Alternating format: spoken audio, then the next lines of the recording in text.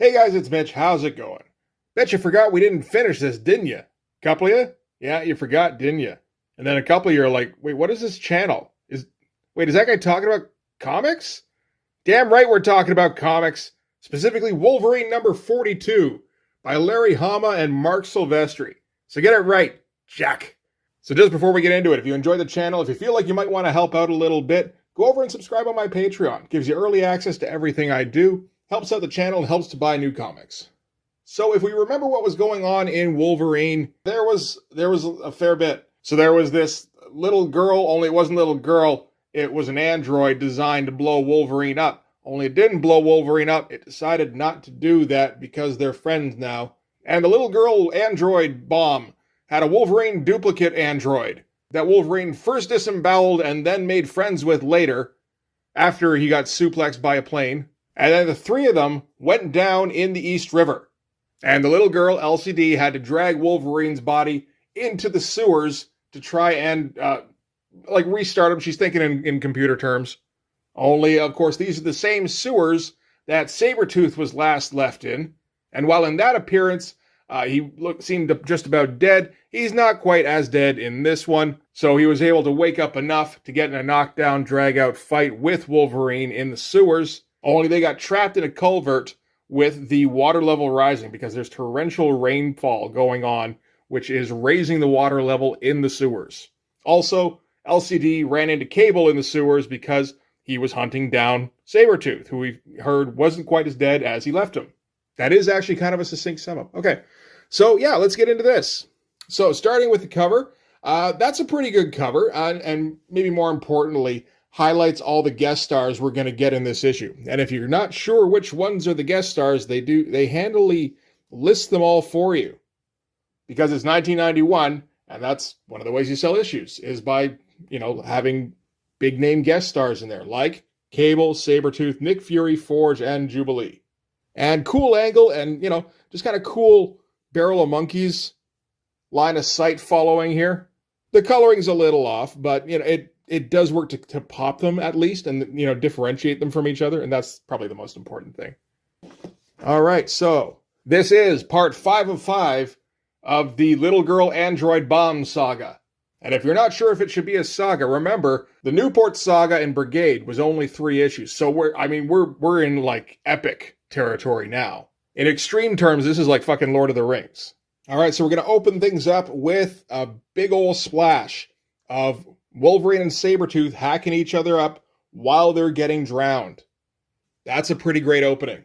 I imagine that particular splash went for at least 5 figures.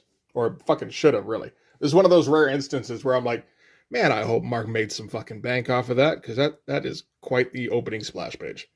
And we get the quick breakdown from Larry Hama about what's been going on in the last few issues. Larry Hama is always good for that. I just kind of gave it to you, though, so we don't really need to go through it. Although the one thing I forgot to mention was in the last issue, Sabretooth revealed that he's Wolverine's father. Now, whether he actually is or not, at this point, we don't really know. But we kind of got to take his word for it because, we don't have any dissenting opinions. All right, so on the other side of the steel door, where Wolverine and Sabretooth are tearing each other up, LCD and Cable are debating whether or not they should open that door. LCD's pretty sure that Logan's behind it. Cable's like, we have no way to know that for sure, until it's like, oh, I think we might. And LCD's insisting that Cable shoot the lock off the door so that, they can let Wolverine out and maybe he doesn't die. But, of course, Cable's like, well, no, I'm not going to do that because I have no idea how much water there is on the other side of that door. I drown just as easily as the next guy. So LCD is just going to try and steal the gun off of Cable here. Kind of an underratedly cool big gun, actually. Like, large, but not, stupid large. And looks more like a gun that would be for, like, a G.I. Joe action figure. So he smacks her out of the way, knowing that she's a construct. I think that might be kind of important. And points it out in this panel, just so there's no confusion. And also points out that, Wolverine isn't exactly high on Cable's list of people to rescue anyway. They did have a pretty big fight towards the end of the New Mutants run with Rob Liefeld. The LCD's like, I don't need you, I just need your gun. And he's like, yeah, like you're really going to take it off of me. And turns out that is her intention, because she pulls off her head, remember, she's an android, and throws it at Cable to just kind of discombobulate him for a second. And then when she knocks him over, the head descending lands at his shin where she can bite it and just, again, throw him off long enough for him to toss the gun, which her body's able to catch, and she directs it, going, "Walk and woad, torso, blast that walk." That's just some ridiculous fun shit. Like, that's the kind of thing that would just never happen in a fucking Liefeld book, because he would never think of it. And sorry, I got caught up in it for a second here. Just wanted to point out a couple of things. One, again, Mark Silvestri draws great little girls. Like, that's very close to a Calvin and Hobbes kind of expression there, just like a bit more realistic. Also, these are some very fast hands, I noticed. Like, just kind of the impression of fingers. They don't really make any sense if you look up close to them. But I think Silvestri's going a little bit fast here. These are bi-weekly, aren't they? They are, too. I don't know how the fuck they got these things out. Because I've seen Silvestri go with his super fast style, and it's still quality, but there isn't this kind of line work, so he must have had some kind of lead time or something. So the torso with the giant gun strafes the wall with the steel door and is able to destroy the lock, which, of course, is flooded on the other side and just shoots Wolverine and Sabretooth right through with a gigantic wave here. Another great splash. We get everybody in here, and good job saving it for the turn, too, the page turn. And they get swept along with the wave here. Wolverine's, like, drilling Cable over, I guess, the roar of the water. Just like, what the hell did you do to LCD? Where's her body? And Cable's like, she fucking did that to herself, man.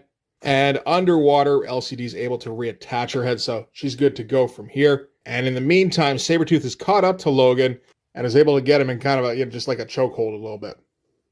Weird shit going on with the colors, where, like, Wolverine's fine, but Sabretooth is, like, all pink instead of orange.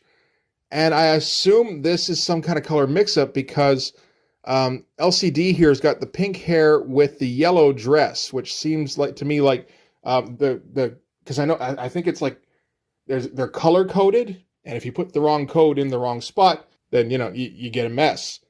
So that's just what that indicates to me. Otherwise, I mean it could be that because this is Glynis Oliver, right? Yeah. It could be she's trying to make them pop more. I don't think that's the case, though. I think she knows what she's doing too much with that. I think that was probably just a bit of a screw-up. And then nobody caught it before printing. And then, what are you going to do? We're on a bi-weekly schedule. Just get them the fuck out there. All right, so they get swept down the causeway here with unreal detail. Like, we're getting close to, like, Art Adams levels in some parts here. And Wolverine's yelling about how Sabretooth got sucked under. And Cable's like, that's not a bad thing. And Wolverine's like, well, he might be my father. Doesn't matter that they absolutely hate each other and have tried to kill each other for years. We might be related. But it becomes kind of a moot point as they get sucked towards the grate here on the causeway, which is too thin a grate for these bulky dudes to get through. And then they start getting piled up with all this garbage that's getting swept along through the causeway. So the only plan they can think of real quick here, under pressure, is they have to try and get the attention of whoever lowered the grate. And yeah, the pace is like really fast here. We're just getting swept along. I like the motion of the panels here, actually. Leaving the two blank spots really gets you kind of like, gives you this like swooshing kind of effect. Yeah, right into the Star Wars trash compactor. All right, so from there we're going to cut briefly back up topside, where Forge and Jubilee are just kind of wandering around, not really having anything to do in the story. We do still need to hang on to them because they do have a role to play later on. This, I think, is just here to remind us that they exist and that Forge has put a call into some kind of contact who can help out in some way. Also, it's probably good to, get up topside and just see another example of how much it's raining. And Jubilee hears some screaming down in the sewers. Forge says that'd be Morlocks. With how the weather is, they must be drowning like rats down there. Which is a nice transition. So then we're going to cut to some Morlocks going like Mask. We're going to be drowning like rats down here. I do like these giant cartoony versions of Morlocks that Silvestri's drawing. I mean, when they first appeared, they were basically just humans. They're regular mutants who have been driven underground. Now it's just like, fuck it, I'm under a tight deadline.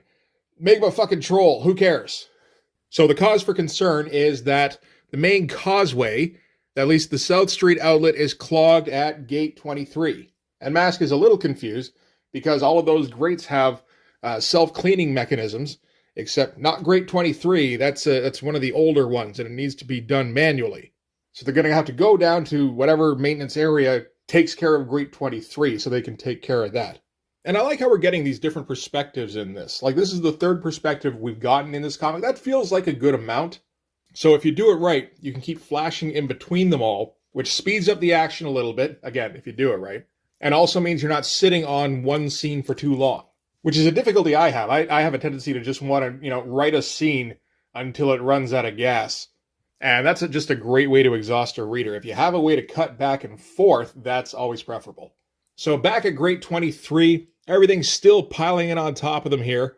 LCD says she's sorry. It's all her fault.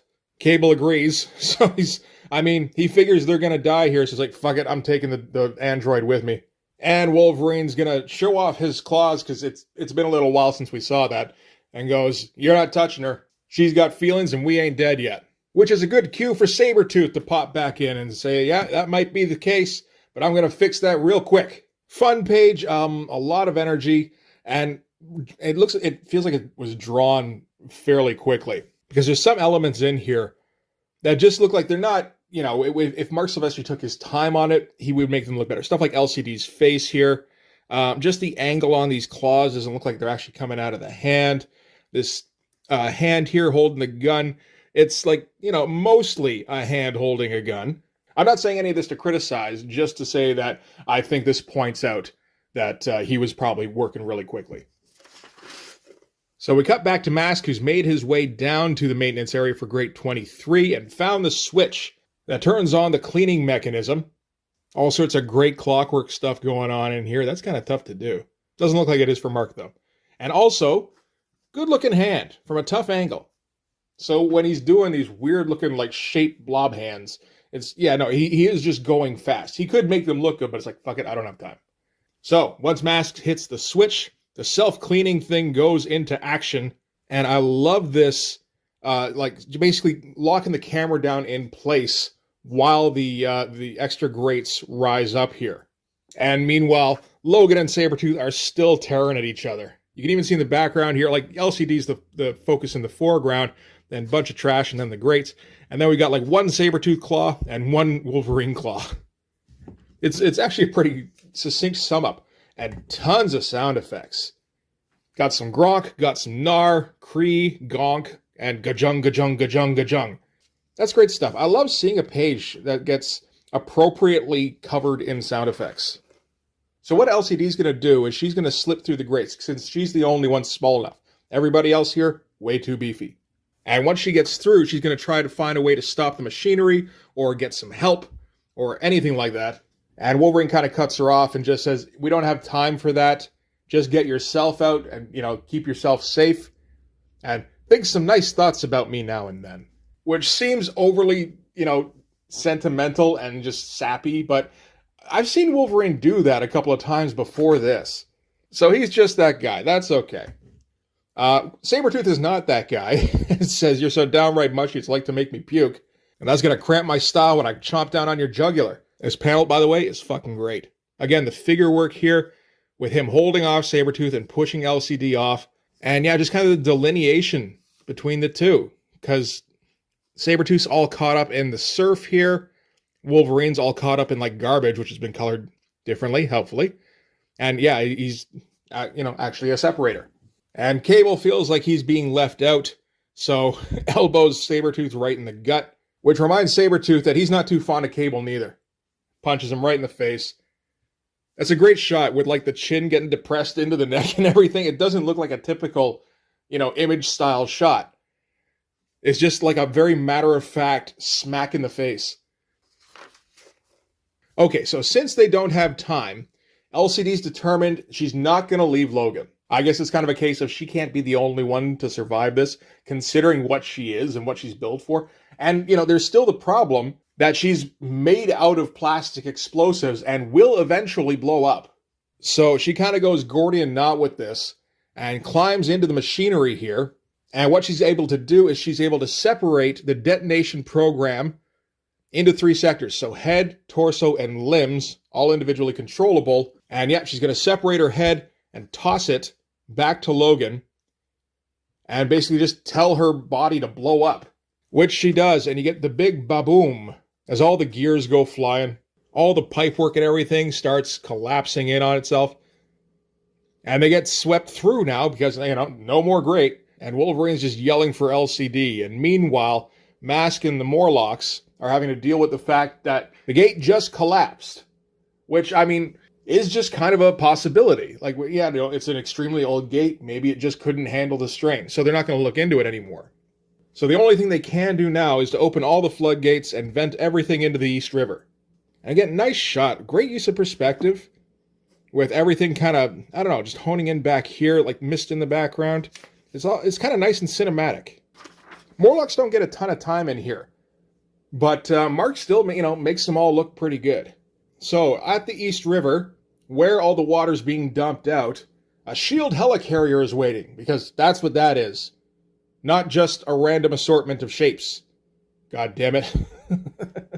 And that was the favor that Forge was calling in this whole time. So it's just kind of interesting, because Forge hasn't had a whole lot to do since issue 39. That was when he first showed up, and he just was there to explain to Logan, yeah, that's a bomb. We can't defuse it, and making friends with it is kind of self-defeating.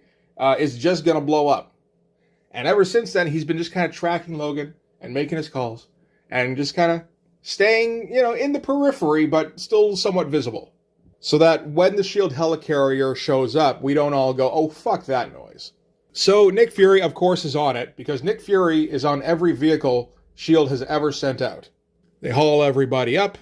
They do make a point of tranquilizing Sabretooth before they haul him up. So somewhat prudent. Interesting moment here where the medic says to the corpseman, which is a corpseman, because remember, this is Larry Hama, Vietnam vet. He says, get everybody a tetanus booster and run a blood series on them. Which is just, nice little touch of verisimilitude from a dude who's maybe seen a combat situation or two. So the show's over. We're pretty much at the end of the issue here. Everybody's getting patched up. Cable managed to save Wolverine a souvenir, which is LCD's head. Logan says, you did a real good job. Now we're going to get you back to the X-Mansion. Forge will build you a brand new body, and we'll be all set to go. Except, of course, that the head isn't meant to power itself for any kind of length of time. So it's just running on auxiliary batteries, and it's basically got just like minutes left. So just kind of enough time to, give out a last goodbye kind of thing, which is just too much sweetness for Sabretooth, who is on the helicarrier here, and says all this sweetness is putting me into sugar shock. And that just makes me mean. Has to lunge for Wolverine in the middle of the helicarrier. Great shot, by the way. And I like the coloring choice with the everything orange. Just kind of works for me. Just knocking into everything, knocking all the equipment all over the place. The medic's claiming, I gave him the right amount of tranks for his weight. And it's like, that was just a bad idea. We should have tried to overdose him. And it gets to the point where Sabretooth has Wolverine hanging out of the side of the helicarrier. Cable's got him in a bit of a headlock. He's going, the fight's over. Sabretooth's like, not yet, not by a long shot, not till I tear out my son's throat. Just great stuff. This whole page is pretty awesome. The only thing is this panel here feels like, it feels like it just kind of stopped for a second, as we all of a sudden get this flat angle from a medium distance, while, Sabretooth, I guess, tears away at Wolverine, but we can't really see much of it. But you had to get everybody in there. Otherwise, Cable getting him in a chokehold doesn't make any kind of sense. And out of nowhere comes LCD's head, which chomps down on Sabretooth's neck, because as we recall, that's her one attack. And that throws Sabretooth all the way the fuck off. They're both falling out the door, so they make an effort to hold on to Wolverine at least. And Sabretooth goes flying out of the helicarrier with LCD still on his neck. And nice shot to end it where, everybody's just looking out the side of the helicopter while they disappear off into the distance.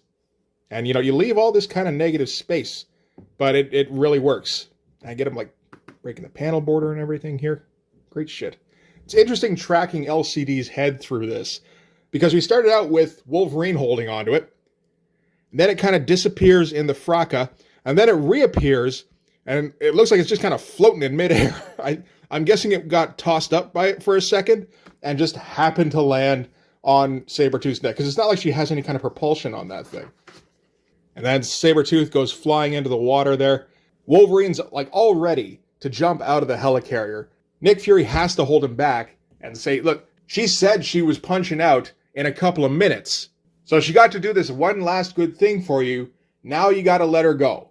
And that's the sad Wolverine face to follow up. And then they're patching up Wolverine again after one of the doctors like, who was that crazy guy? And Wolverine's like, well, he said he was my father. And at that point, they can confirm, nope, not a chance. Says both their blood types are extremely funky, but unless, just the basics of what everybody knows about blood is completely wrong, there was no way that was your biological father. Which ends with Wolverine going, so wait, he was lying? And Nick says, nope, he really thought he was your dad. Which does make some sense. I mean, it doesn't make a whole lot of sense for Sabretooth to be trying to hack up Wolverine when they're both drowning, still claiming he's his father. I don't, maybe just to fuck with his head, but no, it doesn't seem to be the case. And now we cut to underwater, because we need one more thing to cut to. LCD's running out of juice. Sabretooth is, I guess, drowning, but, that's not his priority. His priority is crushing LCD's head. Except he sees something that spooks him. That looks an awful lot like a Wolverine claw.